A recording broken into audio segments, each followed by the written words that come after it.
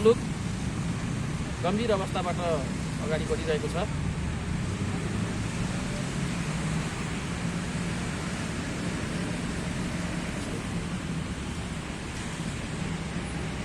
नमस्कार। यति बेला मुलुक गम्भीर अवस्थाबाट अगाडि बढिरहेको छ। मुलुकमा राजनीतिक कोष कुन ढङ्गबाट जान्छ भनेर अहिले मान्छेले यसै भन्न सक्ने अवस्था छैन। यही सेरोफेरोमा आज हामी पिपुल फोर्स नेपालका नेता जीवेन्द्र नीलगगनसँग छौँ। उहाँसँग पिपुल फोर्स नेपालको गतिविधि, मुलुकको अहिलेको राजनीतिक अवस्था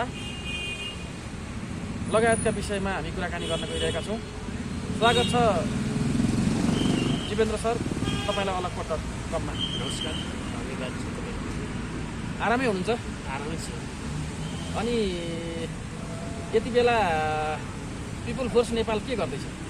अहिले देशको विषम परिस्थिति जुन निर्माण भइरहेको छ, यो चाहिँ युवाहरूलाई राजनीतिमा जुन रूपमा चाहिँ बुढापाका जो नेतृत्वले चाहिँ छेकेको कारणले गर्दा आज युवा नेतृत्व नभएपछि देशमा चाहिँ जुन कायबद्ध युवा शक्तिले गर्नुपर्ने जुन चाहिँ विकास निर्माणहरू, ऊर्जाहरूदेखि हरेक क्षेत्रमा युवाहरूको महत्त्वपूर्ण भूमिका छ। युवाहरूलाई बाइपास गरेको कारणले यो अझ पनि टस भइरहेको छ। हाम्रो पिपुल फोर्स नेपाल चाहिँ सम्पूर्ण युवाहरूलाई अब सिप सिकाएर हुन्छ कि उनीहरूलाई व्यावसायिक शिक्षा दिएर हुन्छ कि मूल राजनीतिक नेतृत्वमा चाहिँ ल्याउनुपर्छ भनेर पिपुल फोर्स देशभरि लागिरहेका छौँ।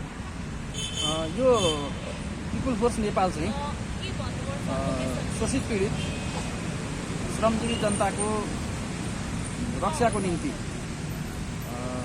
यो चाहिँ स्थापना भएको फोर्स हो भनेर हामीले सुन्दै आएका हौँ, बुझ्दै आएका हौँ होइन। र पिपुल्स फोर्स तपाईँहरूले पनि भन्दै आउनु भएको हो होइन।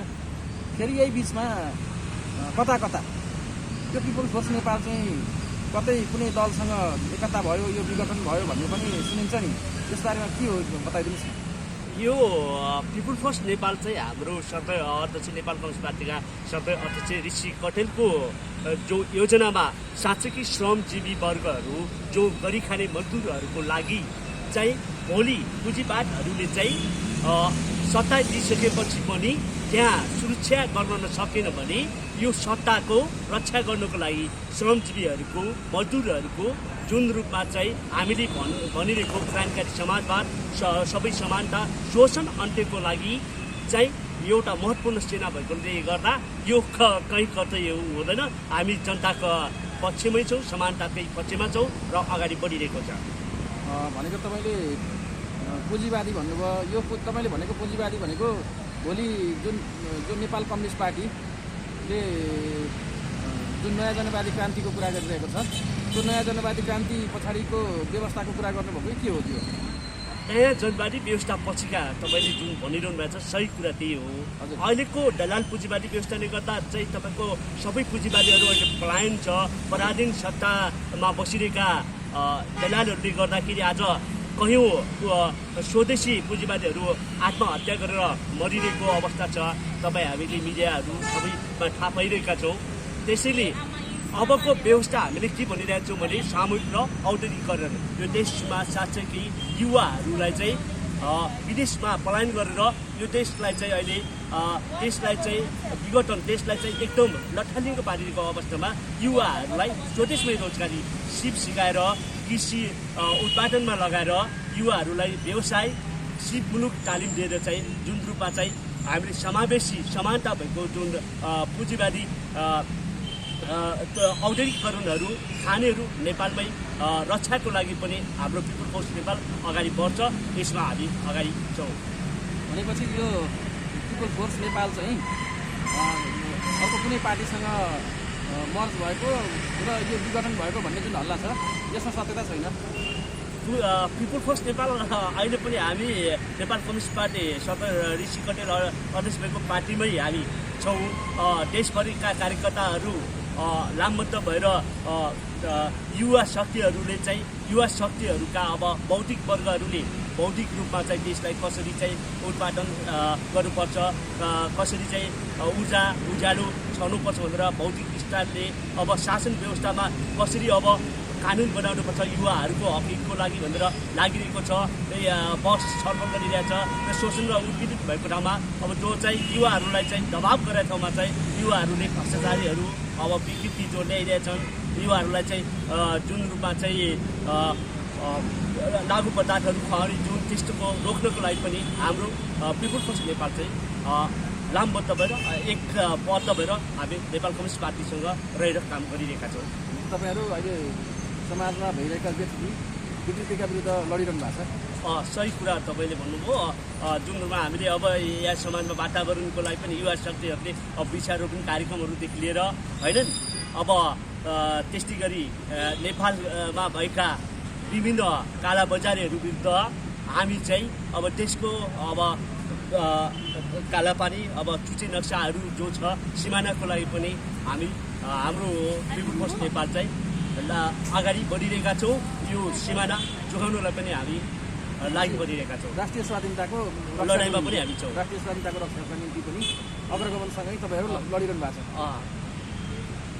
अब यो पिपुल फोर्स नेपालको आगामी कार्यक्रम चाहिँ के छ त?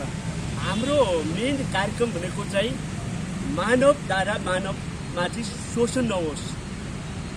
साँच्चै कि भन्नुपर्दा मानवता बिच चाहिँ विभेद नहोस्, हामी शोषण नहोस्।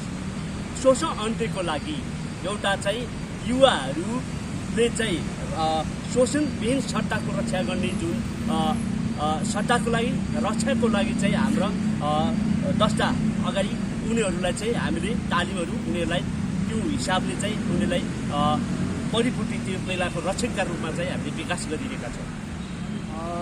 जस्तो तपाईँ आबद्ध रहेको पार्टी नेपाल कम्युनिस्ट पार्टी यो चाहिँ अहिले मुलुकको राजनीतिक निकासका निम्ति चाहिँ राष्ट्रिय राजनीतिक सम्मेलन गर्नुपर्छ र त्यो सम्मेलन मार्फत संविधानको पुनर्लेखन गरी त्यस पछाडि राजनीतिक दलीय सरकार बनाएर मात्रै निर्वाचन गरियो भने निकास निस्किन्छ भनेर भनेको सुनिन्छ होइन। यो बारेमा अलिकति बताइदिनुहोस् न।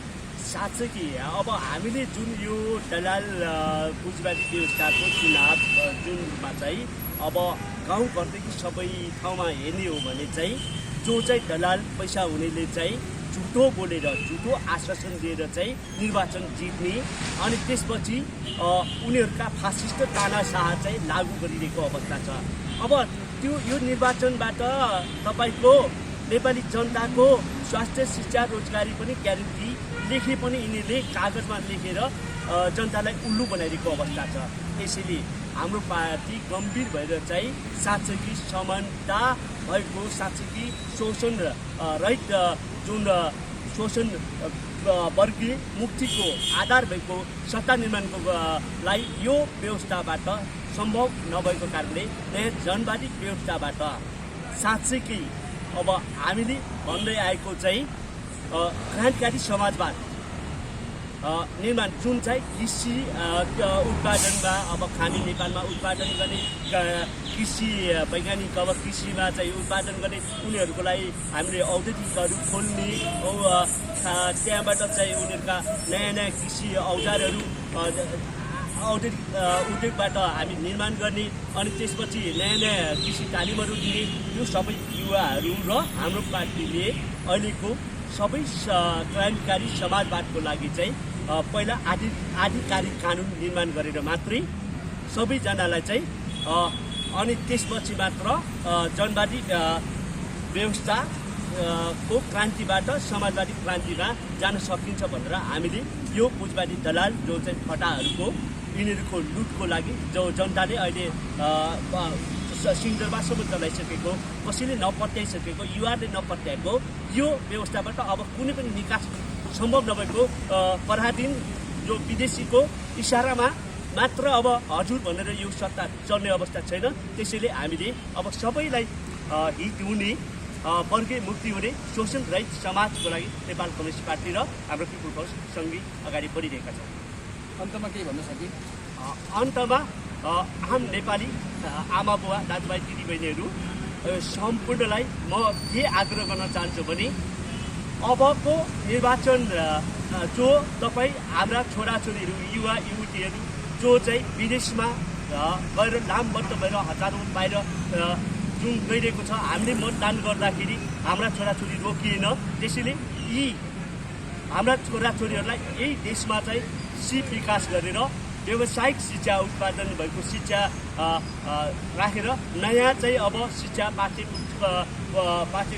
पुस्तक्रमहरूमा चाहिँ नयाँ उत्पादनमूलक व्यावसायिक होइन सिपहरू भएको व्यावसायिक शिक्षा निर्माण गरेर यो देशको लागि अब तपाईँहरूले यी चुनावहरू बहिष्कार गरेर चाहिँ साँच्चैकै अब हामीले नयाँ जनतावादी क्रान्तिबाट समाजवादी सबैलाई समानता हुने व्यवस्था ल्याउनको लागि सबैले साथ सहयोग गर्नुहुन्छ भन्ने म आशाका साथ म सबैलाई अपिल गर्दछु। धन्यवाद। धन्यवाद।